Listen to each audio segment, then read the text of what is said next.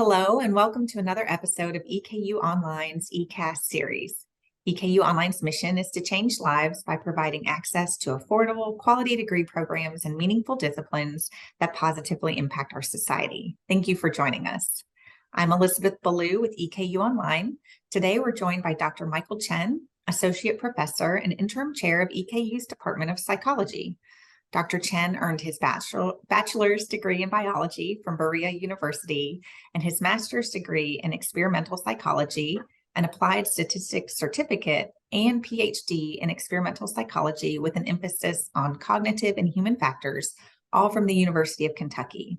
His research has been featured in several journals and professional conferences, including the Scholarship of Teaching and Learning in Psychology, the Proceedings of Human Factors and Ergonomics Society Annual Meeting, and the Journal of Experimental Psychology Applied.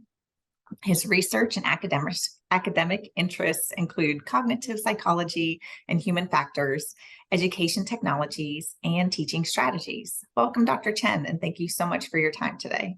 Thank you for having me. Great. Well, if you're ready, let's go ahead and get started. Dr. Chen, you're currently the interim chair of the Department of Psychology at EKU. Can you give us an overview of the department and the various programs available? Sure. So we have our psychology undergraduate program. So first of all, the department is a large department. If I'm not mistaken, we are the largest department on campus. We have 1,200 students, 1,244. I checked this morning. So about close to 1,000 of those students are undergraduate students. So we have psychology, of course, we have animal studies, and we have veteran studies, but veteran studies is just a certificate. It's not a full-blown bachelor's. So psychology, animal studies. 960 some students in psychology, about 60 students in animal studies. Psychology undergrad is divided into our in-person, mostly Richmond campus, traditional, you're thinking 18 to 24 year old students, about 600 students there. And then we have about 300 fully online psychology undergraduate students. We have multiple graduate programs. So 3 master's program. The first one is our ABA, Applied Behavior Analyst program. So this program allows students to be certified BCBA, board certified behavior analysts. So that's people who go out and do assessments on individuals who might be on the autism spectrum, might have anxiety disorder, right? And to see how they can be helped. Usually they are employed by a clinic, they could be self-employed, employed by the school system, etc. Our ABA program was launched 3 years ago, if I'm not mistaken, 2019, first cohort. It's grown rapidly from 0 to about 100 students right now. Very good program led by Dr. Maribeth Bundy. Great professor. She's fabulous. So much fun to work with. And then our other graduate program is called IO, Industrial Organizational Psychology. That's led by Dr. Jamie Henning. So for IO, it's for people who are interested in the workplace. So if you are, you graduate and you're like, I don't want to work in the clinical setting. I just want to work for a corporate sort of place, HR, or a lot of times it's research analysis. You can sign up for the IO program. So for example, I have a student who graduated from the IO program. He went down to work for Ohio State for their admissions team, right? So analyzing the admissions data to see how people can, admissions team can do it better. EKU's HR department just hired one of our graduate, Haley. All right, so Haley is an HR personnel here at EKU. So that's kind of how that program is tracking the students. And then we have another one, it's called General Psychology. Now this one is only in person, it's not online. But this one's preparing students to go on to usually a doctoral program. So for example, right now I have a student who is graduating and she's aiming to go to UK's doctoral program. That's a PhD route. I have sent students on to other doctoral program. I have one who is with Old Dominion University in Virginia. So he's a PhD student there right now. And then our flagship program, right? I guess our crown jewel is the PsyD, our doctorate in psychology. So that's 4 years of undergrad plus another 4 years here at EKU, and then 1 more year you're on internship offsite. So if you want to be a forever colonel, you can sign up for our doctoral program. Really, really good program. And actually, when I say doctorate, it's not just a PsyD, it's master's en route to a PsyD. So you get your master's after 2 years as well. Very competitive. We get over 100 applicants. We take 12 students. Applicants come from, California to Florida to Maine. People who graduate from the program, they do really well. The match rate, getting a job, securing a job is, 100%. Everyone works in a VA, in the hospital, private practice, or for a counseling center. Like UK's counseling center has one of our graduates, Dr. Joel Goodrich. One of my former students is working for West Virginia University right now. But that's very impressive. A lot going on in the psychology department at EKU, it sounds like. What interested you in the field of psychology? How did you get into it? Yeah, so it's a long story. So I was one of those bio pre-med back in undergrad. I did pretty well actually. I had good GPA. Had 2 research internship opportunities. So I was paid to do internship at UK and also Louisville. Did a bunch of research presentation. I was on track to go to dental school, took DAT, sending my application and all that. But I guess I didn't realize then. So I'm an international student, or I was. I was born in Taiwan. I grew up in Belize, and I went to Berea for undergrad. But I was not eligible for a loan, and I didn't have the money to go to dental school. Right, dental school costs a lot. So I was like, I don't think this can work. And I thought about going back to Taiwan for dental school. But in Taiwan, we also have mandatory military service. So the first step was actually to go back and serve in the military first. Wow. So that's what, yeah. So after bio pre-med from Berea College, right? After I graduated, I was like, oh, I'll go to Taiwan to serve in the military, right? Like a lot of undergrads, I didn't know what I was doing. Yeah. And so I went and served in the military, and sign up for boot camp. Yeah, boot camp was boot camp. It was not fun. But when I was in boot camp, they were like, you know what? You can speak English. So we are going to send you to this remote village. They had like tiny schools in the mountains in Taiwan. Right? Taiwan is super mountainous. They have these tiny village schools where the teachers don't want to go, right? So they're like, you are a serviceman. We have you for 2 years. We will send you to this place and you can't say no. I was like, okay. off I went. So I taught English to K through 5 elementary school kids at this tiny school. The whole school had maybe a little over 50 students, so less than 10 per grade, right? Beautiful place, just like in the mountains, like in the clouds, basically. The school is not there anymore though, because there was a landslide that basically just washed away the school. Oh. But long story. I don't know, did I tell you it's a long story? You did mention that. So when I was teaching, right, because these are, you got to understand, these are like tea farmer kids.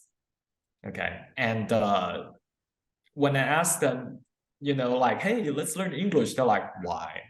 I'm just gonna grow up, I'm gonna go and work at a gas station, like local gas station.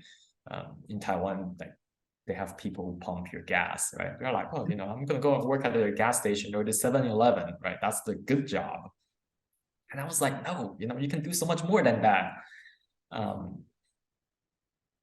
And that's when I really started to look into psychological journal articles, because I was thinking, I was like, I can't get these students to learn, right? They're not motivated. They don't see this. And I don't know how to teach anyways. So I need to figure this out. So I started reading psychology journal articles. And that's when I was like, I actually really like this. This is fun. So after my 2-year English teaching serviceman stint, I enrolled in the PhD program at UK in psychology, and more specifically cognitive psychology, right, which is how the human mind works. So from there, grad school at UK, and I actually taught for EKU as an adjunct when I was a graduate student. Oh, wow. That was back in 2012, and I guess I did well, and they liked me. So when a position opened up in 2016, they were like, "Hey, you want to come back?" I was like, "Sure." So my higher education experience, adult experience, really, it's all here in Central Kentucky, Berea College, UK, now EKU. Great. That is fascinating. And I have to ask, so you said you're from Taiwan, grew up in Belize. How did you end up at Berea College? Did you know you wanted to come to the US to study, or I mean, it's a tiny school in a tiny town of Kentucky, so just curious. Yeah, well, so I'm first gen, my parents didn't have any money for me. But I wanted to go to college. I want to go have a higher education experience. So I was just searching and see what sort of scholarship I could get. And well, Berea College is, back then, it was like one of maybe 3 schools in the United States that offer full tuition scholarship to international students. It's Berea College, and then Cooper Union in New York, and then there's one more, like College of the Ozarks, I think. But of the 3, right, Berea was the one that really offered the best sort of comprehensive college experience. So I applied. I got extremely lucky, very fortunate. And that one was the same too. One of my cohort, it's been 20 years, she posted her admissions letter. She still kept it. Oh, wow. I don't know where mine is, I should have kept it. But yeah, the letter said, you are one of 3,000 applicants who we have chosen. Like 3,000 applicants from around the world apply, and they chose, I think my cohort, there were 15 of us. That's amazing. That's great. Yeah. Some of my colleagues that went on to do really great things. I feel like I underachieved. So like one guy became the Minister of Transportation from Liberia, and he went on to work for the UN. Oh, wow. One of my good friends, she just finished like medical school at Harvard. Wow. Yeah, very Well, impressive folks. I think your accomplishments are also very impressive. So, Thank you. So you mentioned cognitive psychology, and when I gave the introduction, I mentioned cognitive psychology and human factors. I would say there's probably some of our listeners who are not familiar with that. Can you just kind of explain for us what that is, and then maybe talk a little bit more about how you got interested in that area of psychology? Yeah. I think I mentioned earlier how I got interested in the first place. It's from teaching and Mhm. thinking about how the mind actually works. So cognitive psychology comes from cognition, which is how do we how does our mind come to learn, perceive information, and how does it process it? How does it store that information in our memory? And how do we retrieve that information, right? Like doing a test, right? How does that all come about? And how do you help people do that? So that's what got me into cognitive psychology in the first place. But when I was a student at UK, my actually my advisor was the chair of UK psychology too. It's funny that how y'all worked out that Now you're the chair. I'm Yeah. the chair at EKU. So he prepared me well in the cognitive sort of learning aspect. But one of the early presentations, research presentations that I gave, I was probably first or second year graduate student. Another professor came by, Melody Carswell, and she was like, you really should try to apply this in the digital sort of online learning arena. That was, back in 2009, 2010. The research was just starting to get going. Psychologists are starting to get into this sort of online learning research. So Dr. Carswell comes from we call it human factors subfield, and that field is basically how humans interact with the environment. Okay. So how do we interact with technology, for example? How do we interact with the screen, for example, I'm using a laptop right now. I don't know if you're using one right now, but if you look at your laptop's layout, right, you will see you have the keyboard at the top and then your palm rest, right? Right. Now, that design was not the case back when laptops first came out, like in the 90s. It was the keyboards were all the way to the bottom. And then the top part, they have like your speakers and a bunch of other things. So if you want to like rest your hands and your wrist, basically it's like on the table, right? So there's a drop between the laptop surface and then the table, right? It's not comfortable, it's not ergonomic, right? So that's the type of research that early human factors people did, that sort of research.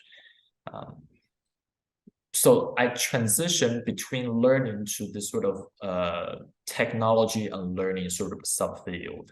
And one thing that my professor and I did at UK was we look at Amazon Kindle. That this was first when Kindle came out, again, like 2010. It had this text-to-speech function.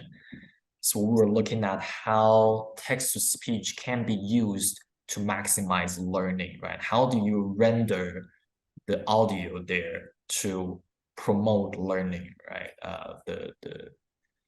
The intonation, the texture of the sound, when to pause, when to put emphasis, and things like that. So yeah, that's kind of the long answer to how everything sort of fit together. Okay, that's so interesting. I would imagine if you did have a focus on technology, you've seen quite a few changes over the last couple of years. What are some of the big ones? What changes have you seen in your area of research in the last several years that stick out? Yeah, a lot. So, and not just that, my own research has sort of evolved too, right? So I went from doing mostly audio learning to doing more interactive things like video stuff.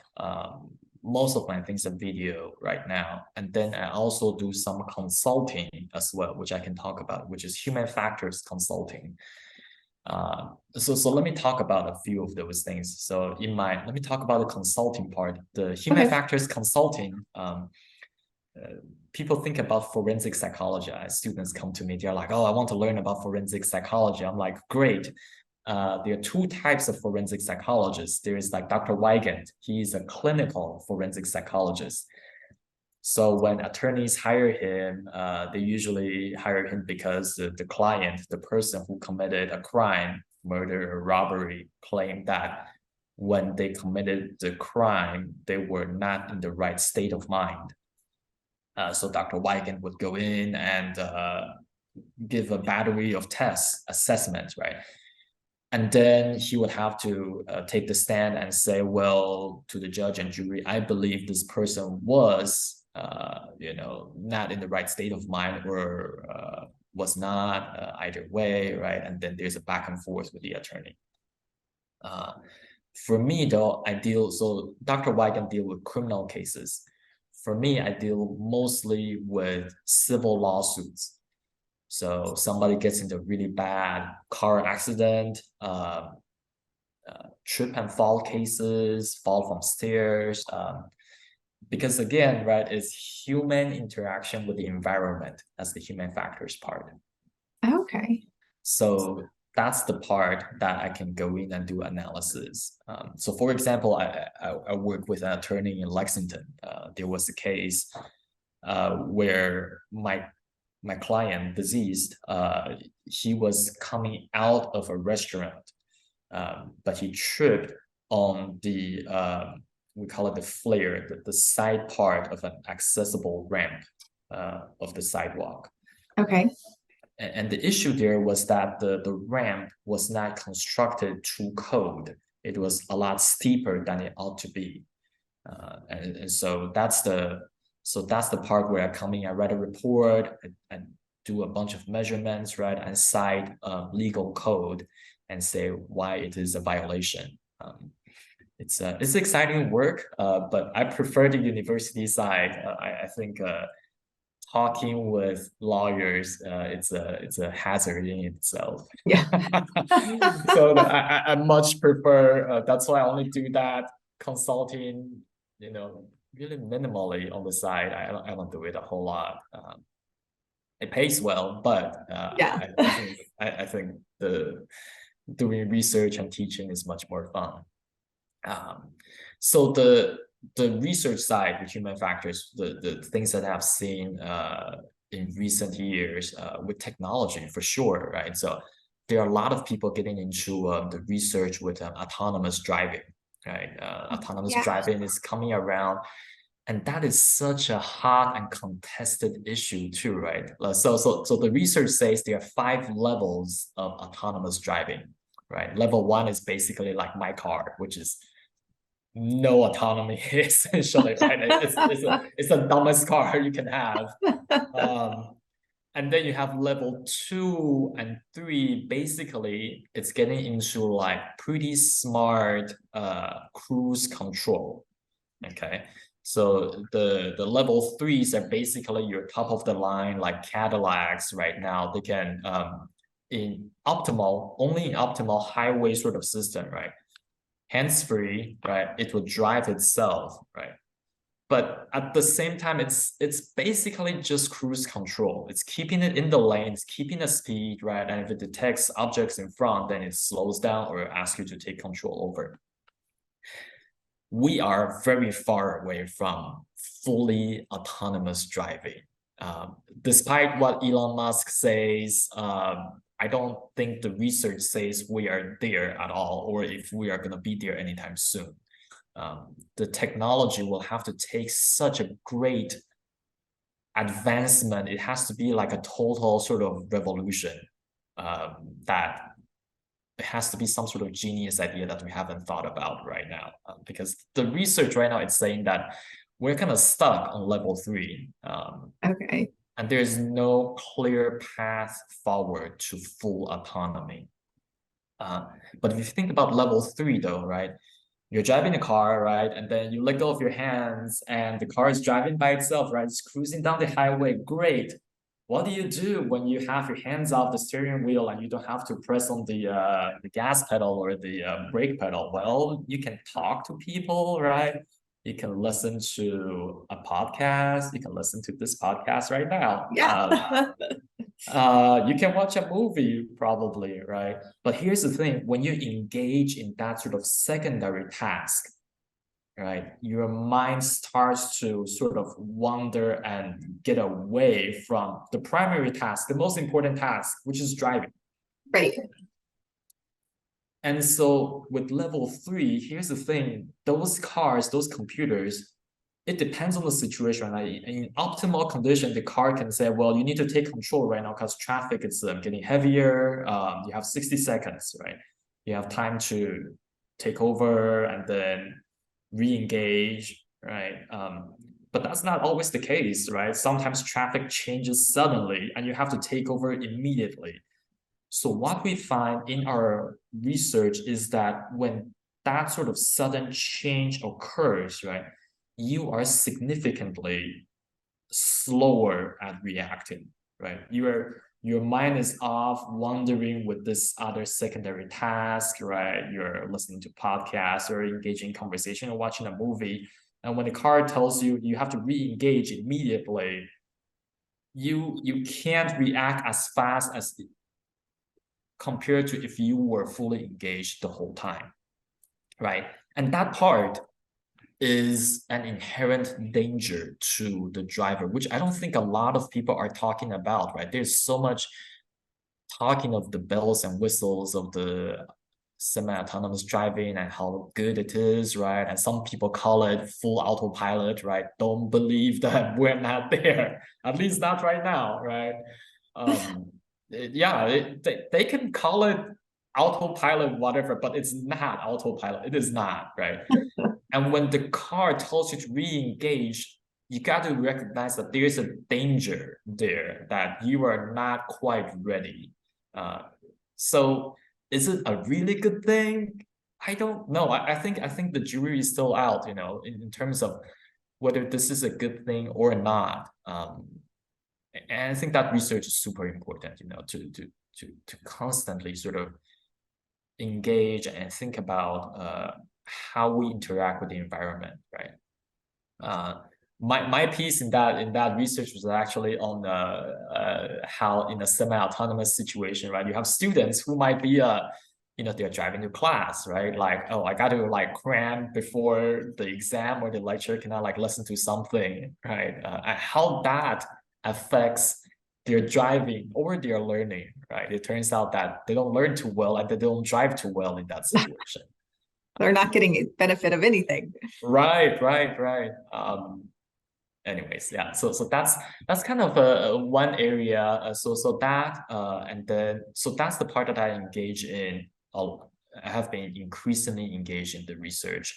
We see a lot of virtual reality research right now, and using that for a lot of like people are getting into like some sort of clinical sort of trial, right? So like desensitization, somebody who might have a fear of height, aquaphobic, could you use virtual reality to help them to desensitize them to height? So that's one area that people are getting into right now too. Lots of talk about replicating studies, using better statistics, but that's another topic. I can talk for a long time about this. It's also fascinating. I don't think I could ever get comfortable with I don't even use the cruise control for speed on my car because I'm just like, nope, I need to be in control. Like you were saying, I don't want to make that mind switch of kind of being relaxed. And now all of a sudden what's happening. So I don't know that I would ever feel comfortable with that, but it's fascinating to think about. Yeah, I think there is a place for that, right? Like if you're like, I don't know, driving on the interstate, it's early in the morning, but you can sort of see and nobody's around you, right? Right. That's probably okay. But for most people, how often are you in that sort of optimal situation, right? Right. I do morning and afternoon commute, right? Like it's Yeah. prime, rush hour traffic. Like I Yeah. can never use those functions, No. even if I have that in my car. So No. And then the virtual reality is also very interesting. I mean, my son has a headset that he uses for gamings, but I keep hearing all of these different other applications that people are looking into it. So it's just exciting, the opportunities there. yeah, virtual reality. I haven't gotten into it too much, but Dr. Okay. Verakin, he's into it a lot. And Okay. yeah, it's interesting. And I don't know. Yeah, virtual reality. The hard part with that is the technology is still fairly new, so it's hard to get data, good data. Right. It's a little cumbersome, right? So that's what we're still working through right now. All right. So can you tell us a little bit about what you are currently researching? Yeah, so I talked a little bit about the semi-autonomous driving part. One thing that I'm really into, because here at EKU, my primary job is still teaching. Well, I guess now it's administration with the chair's office. But still, I think teaching is my first love with the job. I started thinking about psychology because I was in a teaching position. One thing that I'm really looking at these days is online lecture videos and how do we design those, right? A few things. So one thing that I think a mistake I used to make, and I'm learning to do this better now, is how my intonation and the way I approach the video, right? When I first started teaching, it was as a graduate student at UK, a class is between 30 and 50. And then my first job out of grad school was at FIU, Florida International in Miami, massive research university, like twice the size of UK. My classroom size was like 150, 250 students. So the lecture videos that I made during that time was like, it's almost like I was yelling at my audience, like it's almost like I was lecturing in this big lecture hall, right? But if you think about it, most of the time in an online learning setting, it's actually just you and the computer, right? Just yourself, and it's a lot more intimate. It's not like you are with a whole bunch of people, So even in my own learning to write, it's involving that I need to start to record lecture videos more like I'm talking to a friend one-on-one over coffee. I'm not in this giant lecture hall yelling at them. It's not like that. It really should be like right now, just two friends, or just having a chat. Right. But then the part that I'm really learning about right now is we call it NNES, so non-native English speaking instructors like myself. So the research shows a lot of times non-native English speaking instructors get lower course evaluation because and it's not, we can talk about it with, bias and stereotype, things like that, which the social psychologists talk about that, but I'm a cognitive guy. So what I look at a lot of times is, so we do know that when a student is listening to a NNES, non-native English speaking instructor like myself, they have to expend more effort. Like you're interviewing me right now, listening to me requires you to expend more cognitive effort than if you were talking to, like, let's say Steve. It's more effort on your part, right? Now, for some people, they're like, oh, this is awesome. They get excited and energized. For some people, it's like, why are you making me do more work? I hate you, right? Which is only natural. It is very natural for human beings to shy away from tasks that are more cognitively demanding, right? So knowing that my lectures inherently cause higher cognitive load on the students, right? How do I design my lectures so that it minimizes additional cognitive load on the students, right? So that's a question that I'm asking right now. So for example, right, in traditional lecture video design, the wisdom or the recommendation is that the instructor should show his or her face as a little icon on the lower right-hand side while you still have the PowerPoint, right? Because that increases student engagement, right? That's true, that's great. But in those studies, the instructor is usually white.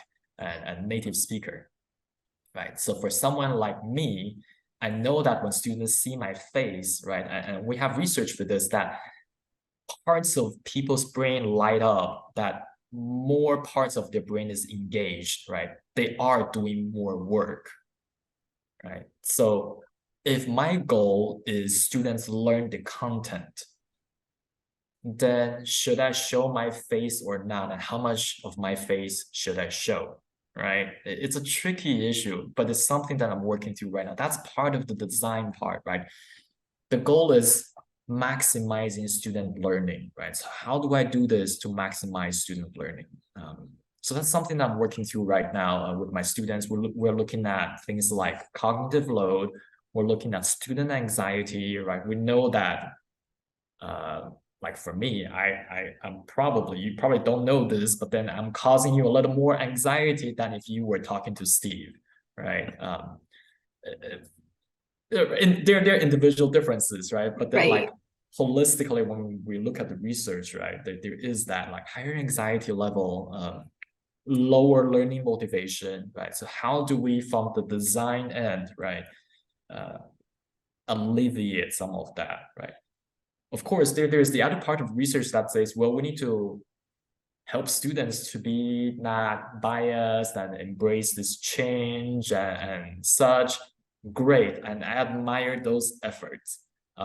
And I wish I can be that hopeful, but the research again shows that there was this study, I feel so bad that they talk about this like very intensive a session, like a training session for students to understand accent differences, right? And understanding non-native English speakers and helping them bridge the gap, whatnot. No effect. It didn't help students learning or motivation or understanding, right? Well, perception, yes, students like, oh yeah, you know, I understand that this instructor has an accent, right? But it didn't help with their learning or anxiety level. So, you know, anyways, I'm talking a lot about it, but that's kind of the research that I'm engaging in right now. So how do I make better lecture videos, right? And the thing is, here in the United States, we have increasing number of non-native English speaking professors and college level instructors. So it's a widespread issue, you know, and I guess folks in education and psychology, we're talking about it, but a lot of instructors like that, they're in like the hard sciences, you know, like math and physics and chemistry. So I feel like it's up to me to tell some of my NNES colleagues, right? Like, you might want to reconsider how you design your online lecture videos. Yeah, anyways. So interesting. So many layers to it and things that I would never even considered or thought about. So very interesting. So you obviously have quite a background in online learning and teaching. I think even I saw that you worked as an instructional designer for a little bit or for some time. What do Yes, you, what do you enjoy about online learning, this mode of education? yeah. So, you know, a lot of things in my life sort of happened by accident. So when I was at UK, we had a graduate student stipend, but it didn't cover summer, right? So I needed a summer job. And one of the folks, he was in charge of the College of Arts and Science. He was the director of Arts and Science tech, basically the IT guy. He was like, you know, I need an instructional designer for the college over summer because a lot of classes were moving to online over summer. Again, this was like 10, 12 years ago, right? So I was like, sure, I'll do it. I mean, I have no idea what I'm doing, right? Like that's in the days like when people are like, what is or who is an instructional designer? You know, yeah, exactly. It's like so I learned a ton of things in that experience about how to design a good class, about the innovations in that realm, like so for example, EKU is using Blackboard right now as our LMS, but one that's really popular platform is Canvas. Yeah. Right? And I was one of the first people who tested Canvas when it first came out. Like UK thought about adopting Canvas. I think they are using Canvas now, I but think so. they were still thinking about it back in the days. Yeah. So I learned a lot of the how to record lecture videos, how to lay out the course, the student-centered sort of design during that period. What I like about it a lot is the innovation that comes about. I remember, I can't remember his name, but it's a professor from the English department here. He had this online course that's designed around music and history, and he would interweave the music with his lecture. It was done so well. Of course, it was at an award ceremony, right? So of course, this is like the genius guy. I was like, oh wow, that's so awesome. But things like that, right? In a live classroom, you can't weave the music and your lecture together seamlessly like that at the same time, right? It's not quite doable. I don't know. Maybe if you have a studio to back you up, you can do that. But I think that's some of the innovation, right, in the online setting. I have done like a King of the Hill sort of game with my students in the online setting. That's not quite doable, not the same way, not at scale in an in-person setting. So that's what I enjoy about the online part. Did I Great. answer your question? I feel like there are You multiple did. parts to You your question. did. You did. So obviously, with your background and your research interests, I would think you put a lot of thought into designing your own classes. Obviously, can you talk through just kind of your process to develop and teach an online course? And then, you spoke a little bit earlier about, the need to have your photo in your presentation to help with that engagement with the student. So trying to balance that with the other things you were talking about. How do you keep your students engaged in the coursework? Yeah, for sure. So a few things. So first of all, with the course, right, we start with the learning goals. Like, what are the learning objectives here? So you go from there, and then in terms of creating the content, though, so talking about engagement. So for example, one line of my research looked at how to create engaging lecture videos, right? So there are multiple camps of thoughts, right? One group thinks, and this was my research that I published. A lot of people say you have to have this sort of Khan Academy style sort of lecture, right? So that is like the freehand drawing. There's somebody narrating, and there's a pen drawing the whole time, right? And students love that. We see that they are very engaged. But somebody like me, I have horrific writing and drawing ability, right? So when I first saw that research, I was like, great. So I got one of these Wacom tablet, right? I was like, it's like a pen and the tablet thing. I was like, oh, I'm gonna try to do this, right? But I'm just not gifted with drawing, and it's kind of a different style to draw on the digital pad. So I was like, so why is the Khan Academy style lecture video engaging? Like, why is that compared to like, just lecture slides?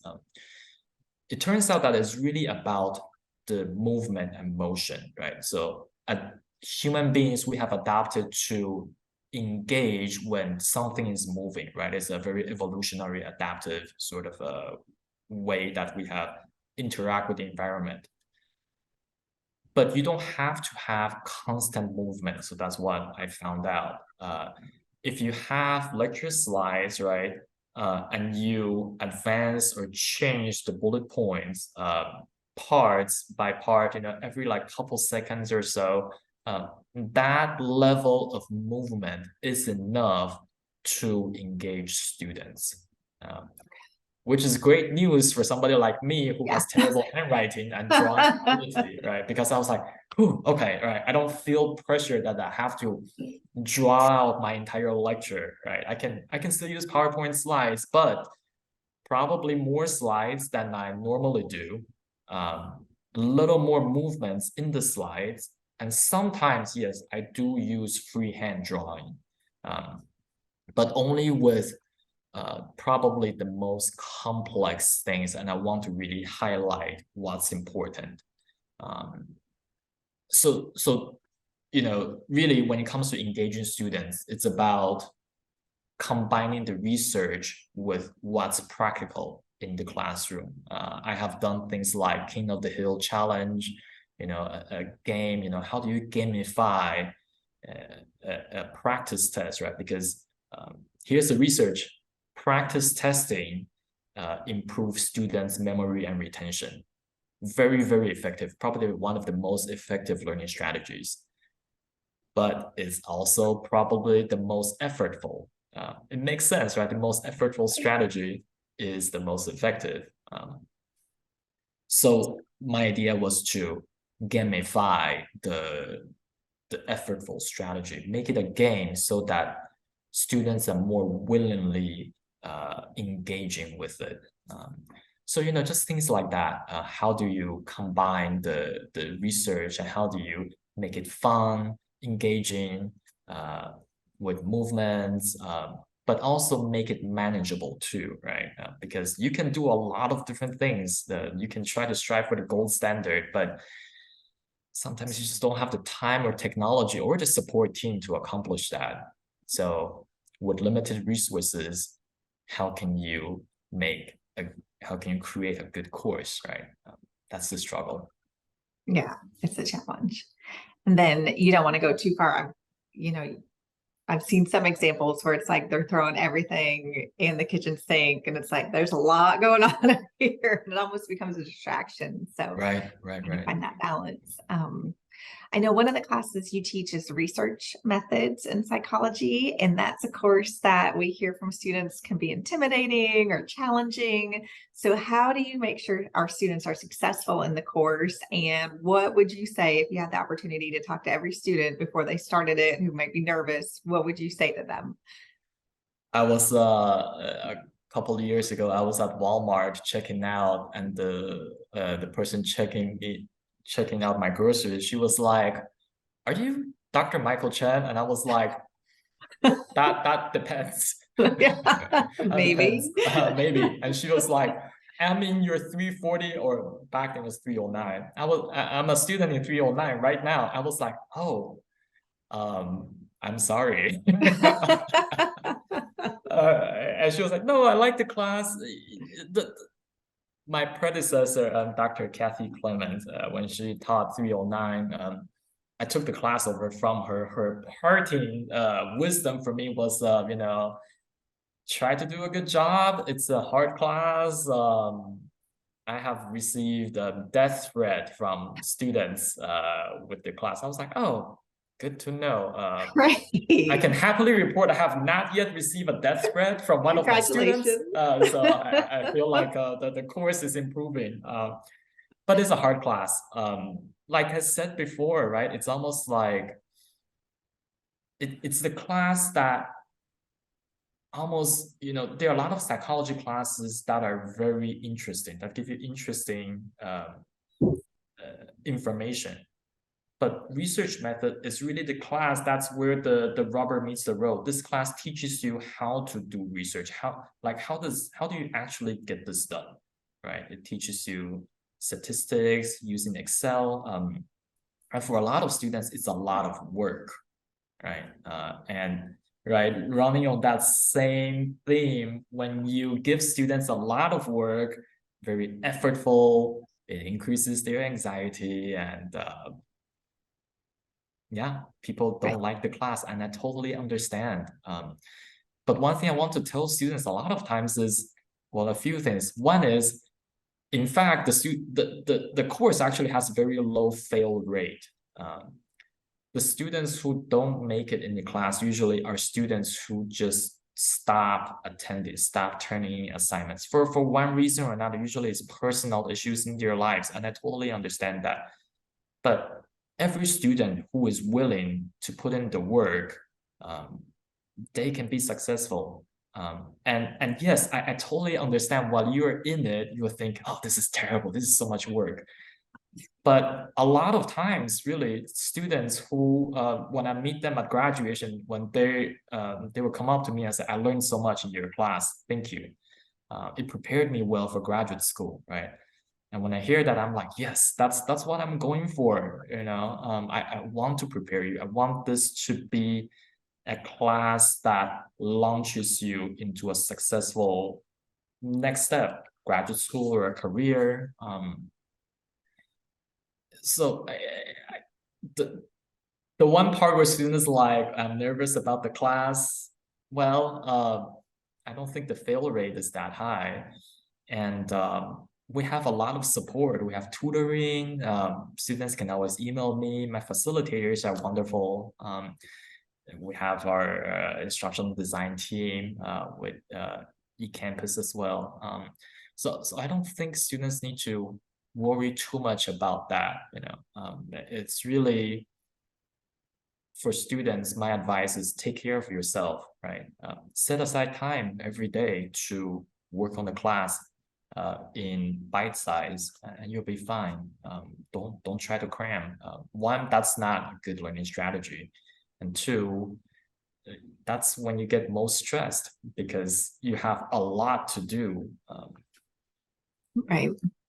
So it is, realistically, it is a lot of work. And so it might be challenging, but it sounds like there's a lot of support available for students. And if they just stick with it, they'll be successful in the end. So Right. And students will look back. I get this from students all the time. They're like, oh, wow, I learned so much in your class. I learned how to write this.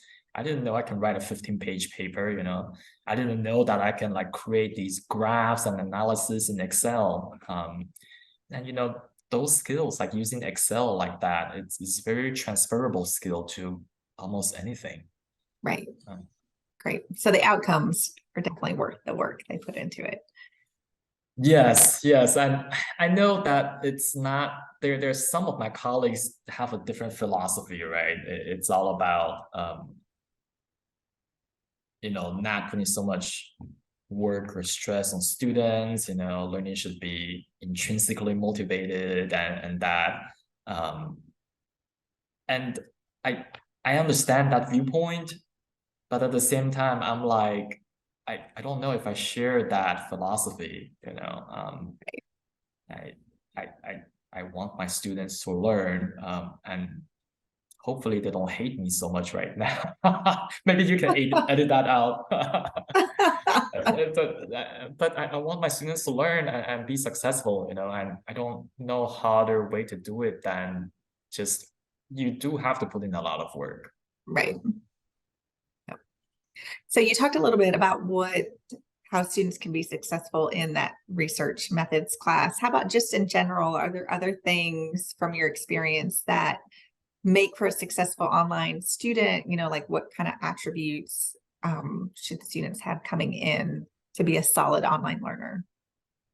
Yeah, for sure. So one is, I think one is students need to have a realistic expectation and realistic balance there. Some students will say, oh, I want to take 5 classes, but I also have 4 kids and 2 full-time jobs. Right. Like you gotta know what you can handle, or if you really just have to do that, you just have to take that many classes, then you have to be okay with taking a few B's and C's. That's okay. That's part of life, right? And once you have a clear expectation, then it's a matter of just being very self-disciplined, right? I'm gonna set aside half an hour every single day to do my work, right? And to do it consistently throughout the semester. Don't just cram on Sunday night when you're trying to complete the work for all 4 classes, for the whole week. and you have like 3 hours to do it, it's not very conducive to learning. So yeah, having the right expectation and be self-disciplined about learning. So what would you say to a prospective student who asks you, why should I get a psychology degree and why should I get it from EKU? Sure. So psychology is a very versatile degree, right? You have students who can be in multiple types of career tracks: education, healthcare, corporate world, data analysis, or you can get into teaching, be a professor. So it's very versatile, and it's a really fun major, right, that allows you to help people but learn a lot about yourself. I really like EKU because I think it's the best of two worlds. So I have worked for UK and FIU, and both of those are, massive, your Division 1 big school. And at those big schools, they have a lot of money, but individual students, I don't feel like they have the same type of support, right? Like, for example, when I was at the FIU, I also taught research method. I have a class of 100 students, one TA, that's it, right? Right. Here, we have a system in place where every X number of students, right now it's 30, will have a course facilitator, right? So when I learned about that, that was something that was very attractive to me because I was like, okay, I can see that we have this emphasis on focusing on students and keeping the size manageable, right? I know people talk about how facilitators, they're not as responsive as they should be, whatnot. But it's all relative, right? If you look at like UK and FIU, right? 200 students in the class, right? You get one professor and one TA. Everything is just multiple choice online. You don't, Right. there's not a whole lot of interaction or paper feedback, So you have those guys, but then on the other end, you have folks like University of Cumberland.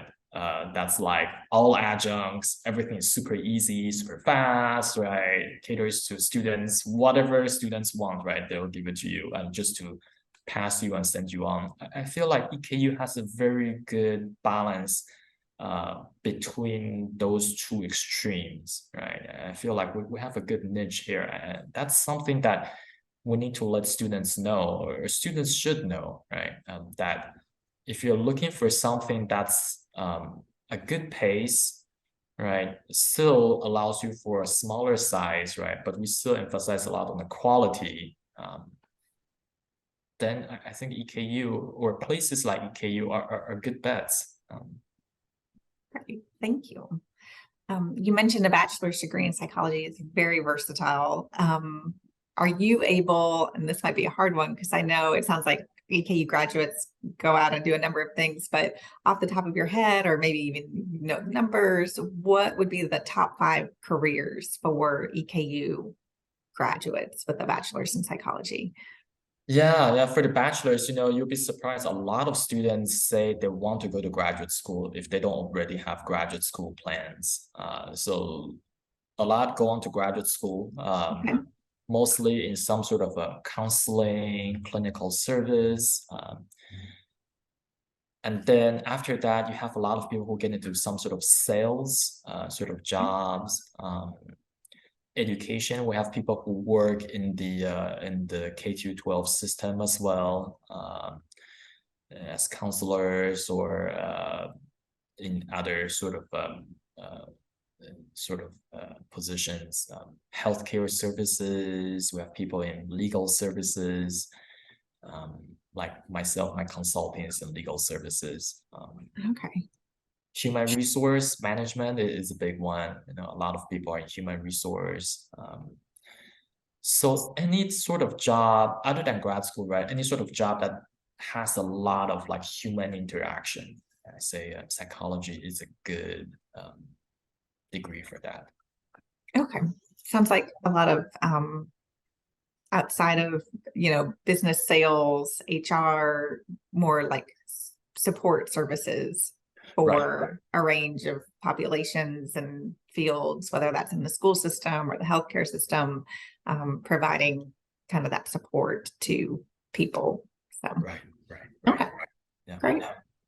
Well, we're getting to the end of my questions. I always like to wrap up by trying to learn a little bit more about you. So I can't imagine that you have a ton of spare time, but when you find it, what do you like to do in your spare time? Tell us a little bit about your personal interests. These days, my favorite pastime is changing diapers. I help out with my baby who is 7 weeks old right now.